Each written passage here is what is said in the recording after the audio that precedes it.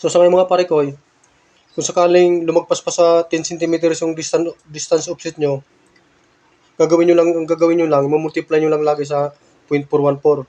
Bali yung total nun, yun ipa-plus nyo dito sa ano, kung anong given na ano niya na eksaktong offset ng cable tray.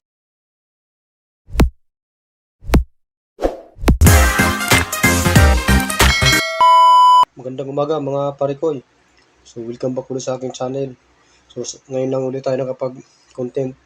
So sa ngayon mga pare ko, share ko lang sa inyo kung paano mag-offset ng eksaktuang sukat. So bali may sample tayo dito. Meron tayo dito mga pare ko na beam or biga. Tapos meron tayo nito existing na cable tray. So bali ito yung babaliin natin. So bali kukunin natin na eksaktong sukat dito mga pare ko. Simula dito sa existing na cable tray, dito sa side niya, saka dito sa side naman ng beam or biga. Bali ang sukat niya ay 30 centimeters. So bali ito kukunin natin eksaktong sukat ng bali. So sa ngayon, ang sample natin na cable tray, 100 by 100 mm or 10 centimeters. Tapos yung distance offset natin, 10 centimeters. Tapos yung gamit dito natin mga pare ko na formula, 45 degree, 8.28 yung bigat multiplier niya, tapos 1.414 yung distance multiplier. So sa mga pare ko, para makuha natin itong eksaktong offset niya na 30 centimeters, simula dito sa side ng existing ng cable tray, saka dito sa side ng beam or biga. Bali ang gagawin lang natin dito, itong 10 centimeters na distance offset natin, multiply natin sa 0.414. So ito pala mga pare ko na 0.414, bali dito sa ano yan, sa 8.28. Yung kalahati nito, bali ito na siya. So sa mga pare ko, pag minultiply natin sa ano, sa 10 yung 0.414, bali total niya 4.14 centimeters. So sa mga pare ko, itong total niya, ipa-plus natin dito sa ano, sa given natin na eksaktong sukat natin na 30 centimeters. Pag plus natin to dito mga pare ko, yung 30 plus 4.14, bali yung total niya ay 34.14. So bali ito na yung magiging sukat natin mga pare ko sa actual ng ano ng cable tray na 34.14. So sa mga pare ko, ipakita ko sa inyo kung paano mag-weight sa actual ng cable tray. So bali, ano ba mga pare ko, ito yung sample natin ng cable tray.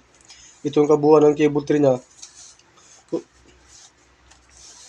So simula dito mga pare ko sa kanto na to, dito sa kanto ng cable tray, saka dito sa kanto ng pangalawang bikat natin, ito yung 34.40 natin.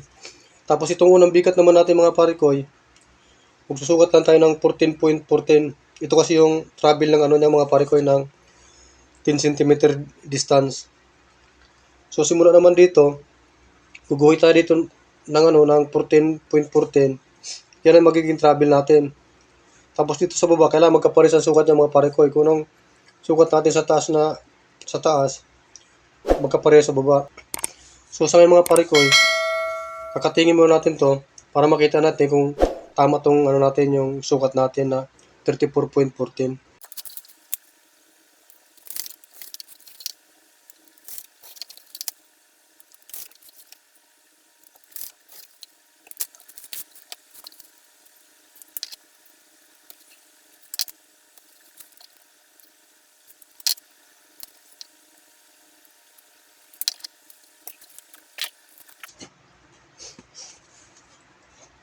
So ito na mga pare ko, na cutting ko na.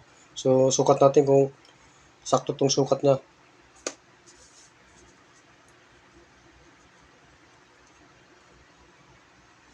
Yan mga pare ko, saktong-sakto ang sukat niya.